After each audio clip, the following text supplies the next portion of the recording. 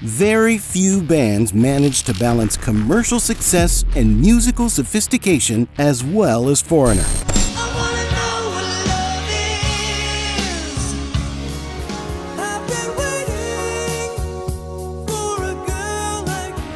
Feels Like the First Time, released in 1977, made one thing clear. This wasn't just another arena rock band.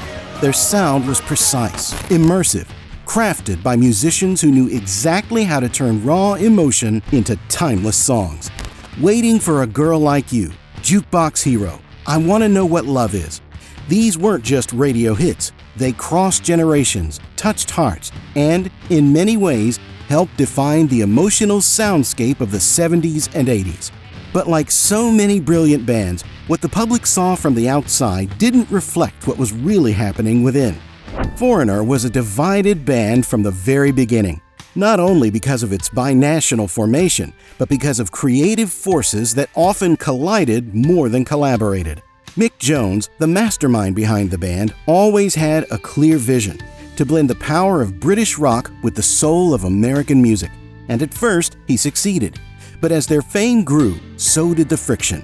The keyboardist Al Greenwood and the multi-instrumentalist Ian MacDonald were fired without warning, and the lead singer Lou Gramm was creatively limited until he could take it no more. Foreigner reached its peak under pressure. They created their masterpiece, I Want to Know What Love Is, after a turbulent divorce, breakups, and a special quest that, ironically, united a gospel choir with a rock band. And as if the inner conflicts weren't enough, serious health issues followed. Lou Gramm battled a brain tumor that nearly killed him. Later, Mick Jones would be diagnosed with Parkinson's disease.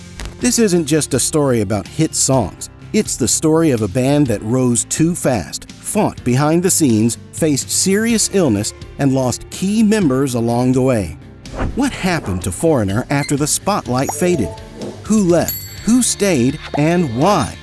Stay with me. Today's video is just getting started. Before founding one of the most iconic rock bands of all time, Mick Jones already carried with him a long, turbulent history filled with highs and lows. From a very young age, it was clear he wasn't meant for an ordinary life. I knew early on that I could never hold a regular job.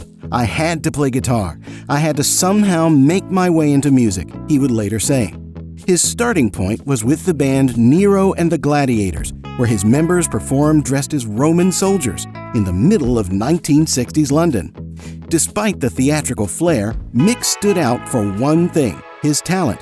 It didn't take long for his first international opportunity to appear, especially in France, where he collaborated with other artists like Sylvie Vartan, Dick Rivers, and Johnny Hallyday, often referred to as the Elvis Presley of France. It was a period of visibility and prestige.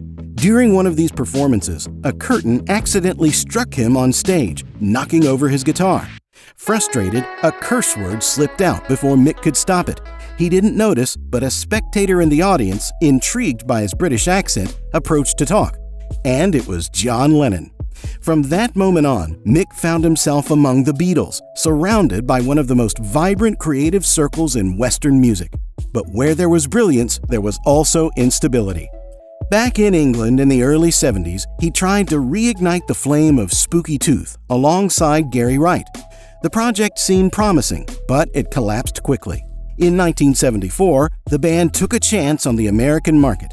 Mick moved to New York, sharing an apartment with a friend of the band's keyboardist. And that's when things took a turn. The roommate had been pocketing the rent money Mick gave him. By the time Mick found out, it was too late. They were evicted, and all their belongings were seized. Mick managed to save only a few guitars and some clothes. He suddenly found himself without a band, without a home, and alone in a foreign country. He considered quitting music and returning to England to study dentistry, but fate had other plans.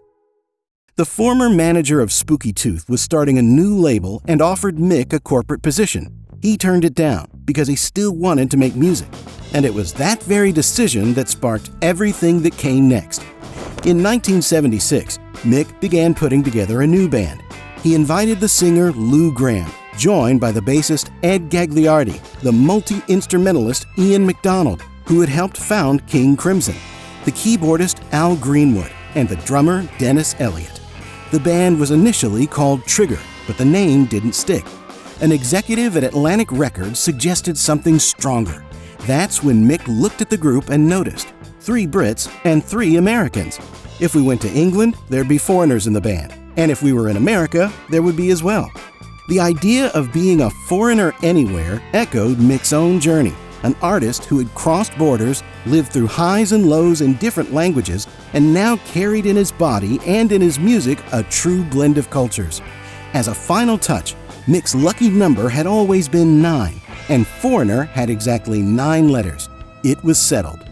At that point, he wasn't yet a global star, but he had something even more valuable. A clear vision of the sound he wanted to create. He aimed to combine the weight and elegance of British rock with the emotional depth of blues, the smoothness of soul, and even touches of American country. My initial musical vision for Foreigner was to combine blues and R&B with British rock and made it sound soulful and authentic. I'd grown up in England and had the English influence, but I was also inspired by many elements of American music, from Mississippi blues to country and western. Foreigner was the vehicle to get that musical blend across, he once said, and that's exactly what he did. Unlike so many bands that spent years in obscurity before finding their place, Foreigner emerged already sounding like a classic. In March 1977, just 1 year after their formation, they released their self-titled debut album. The impact was immediate. Within 2 months, the album was certified gold. And 2 of their first anthems, Cold as Ice and Feels Like the First Time, were dominating the airwaves.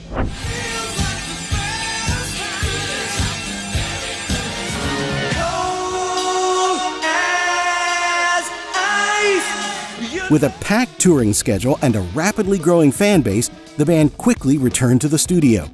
In 1978, they released Double Vision, featuring hits like Hot Blooded and the title track. The following year, their third album, Head Games, kept them in the spotlight, especially with the track Dirty White Boy.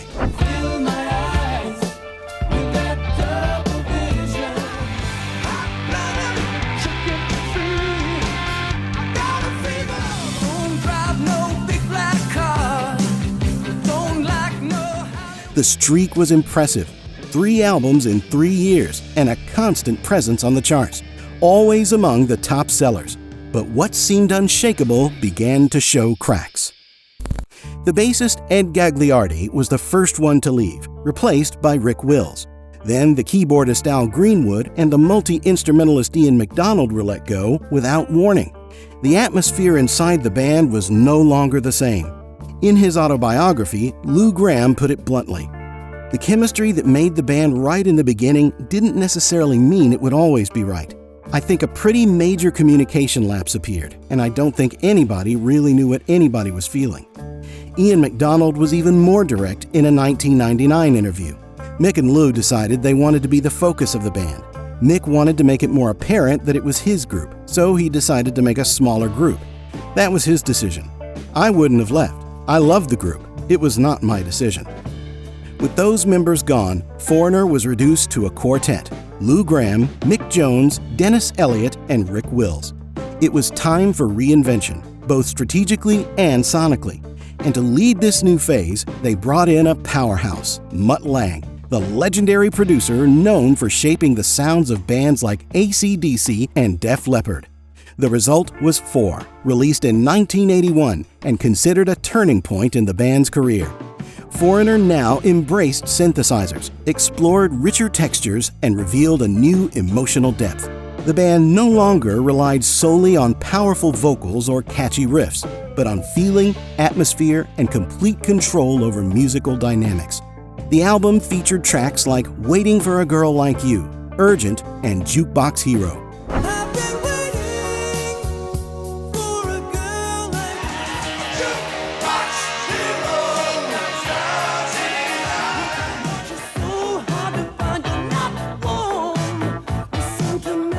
Then came 1984's Agent Provocateur, and with it, the band's biggest commercial hit, I Wanna Know What Love Is.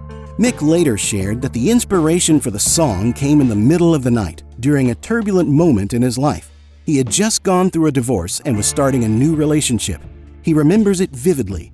"I don't know where it came from. I consider it a gift that was sent through me.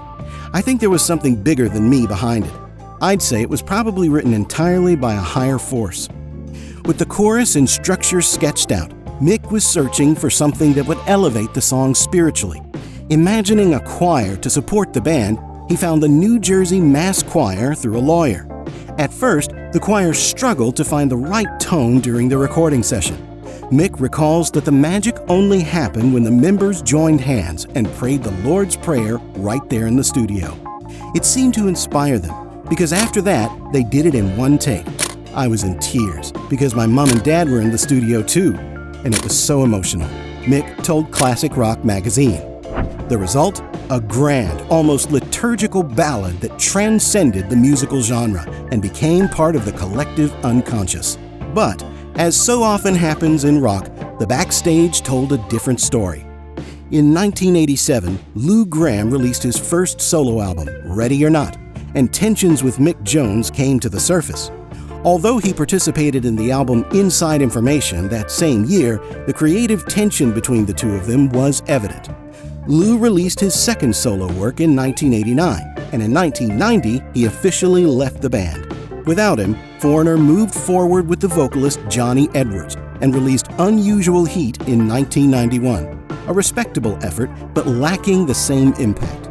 Fans missed the original voice, and the chemistry felt watered down. It wasn't until 1992 that Mick and Lou reconciled, and in 1995 the band released Mr. Moonlight. But the comeback was quickly overshadowed by devastating news.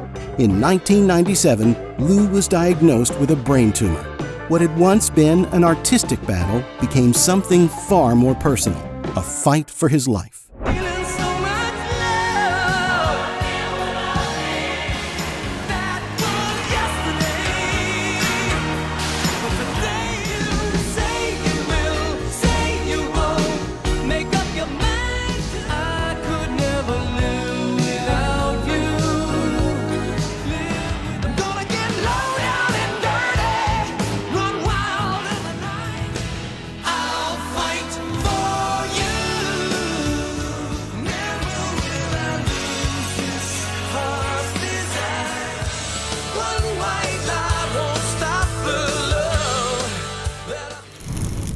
Fame is heavy, and every artist carries it differently. In the case of the lead singer Lou Gramm, the answer came through faith. By 1991, after years caught in the exhausting cycle of tours, studio sessions, and addictions to drugs and alcohol, he realized he had crossed an invisible line. "I was not being the kind of person my parents raised me to be," he said. The turning point came after a show at Madison Square Garden, the kind of performance that, for most artists, would symbolize a career peak. But for Lou, it was rock bottom. Disillusioned with himself, he did something simple yet profound. He prayed, asking for strength to change. Shortly after, he checked into a Christian rehabilitation clinic for 30 days. The experience was transformative. Upon leaving, he declared himself clean, sober, and determined to stay that way, even though he knew that the tour environment would not make this choice easy. But the next battle wouldn't be spiritual, it would be medical and brutal. In the late 90s, Lou began experiencing unusual symptoms, constant headaches and memory lapses. In 1997, the devastating diagnosis came: a brain tumor the size of an egg, wrapped around his optic nerve and pituitary gland. The first medical opinions were discouraging.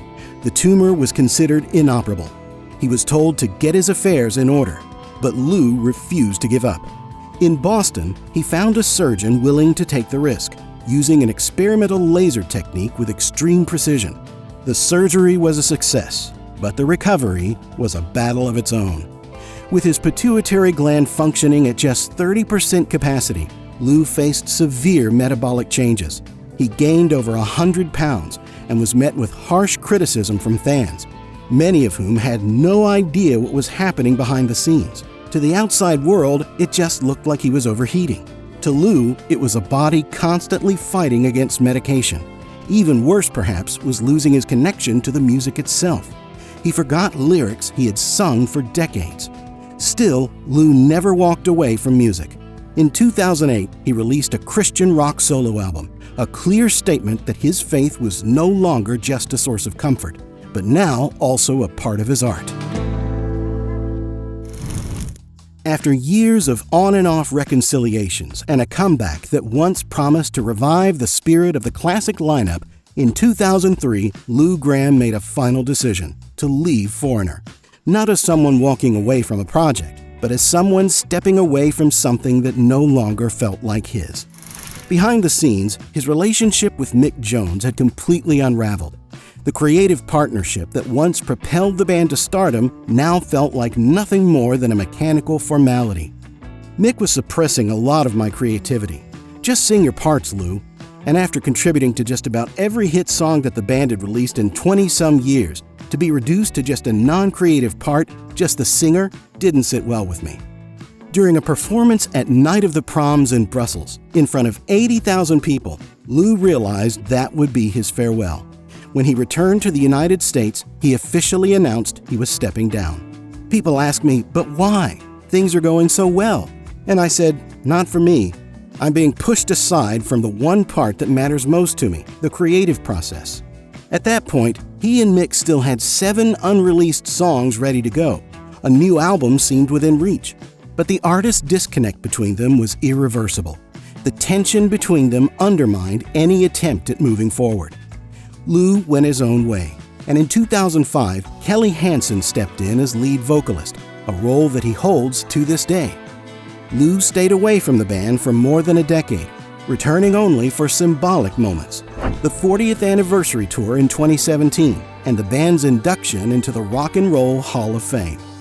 But time brought more than just distance, it brought loss. The bassist Ed Gagliardi, who had left the band back in 1979, passed away in 2014 after battling cancer. Before that, he had formed the band Spries alongside another former member, the keyboardist Al Greenwood, who also exited the band abruptly and with lasting resentment. I thought I meant more to the band, but I was wrong, he admitted in an interview. Still, he stayed in music, collaborating with names like Joe Lynn Turner from Deep Purple and even producing for artists in completely different genres, including the rapper Redman. Decades later, he too joined the Foreigner 40th Anniversary Tour. Another pillar of the original lineup, the drummer Dennis Elliott, left the band in 1993. He stepped away from rock to pursue a quieter but equally powerful art form, sculpture. His works with wood and metal are part of the collections of prestigious museums like the Smithsonian in Washington, D.C. The multi-instrumentalist Ian MacDonald followed a consistent and distinct musical path. He released a solo album, Driver's Eyes, formed the 21st Century Schizoid Band with former King Crimson members, and later created Honey West with his son Malcolm. Ian passed away in February 2022 at the age of 75 after a battle with colon cancer. Yet another silent chapter in the book of losses that shadows Foreigner's legacy. Today, Mick Jones, the sonic architect of the band, faces the challenges of Parkinson's disease, which has kept him away from many performances. He remains the only officially active founding member, though his presence on stage has become a rare sight. And in 2024, Lou Gramm made one final announcement, his permanent retirement from the stage. I want to dedicate my time to family, to my old cars, and rest peacefully, knowing that when I go to bed at night, it'll be in my own bed.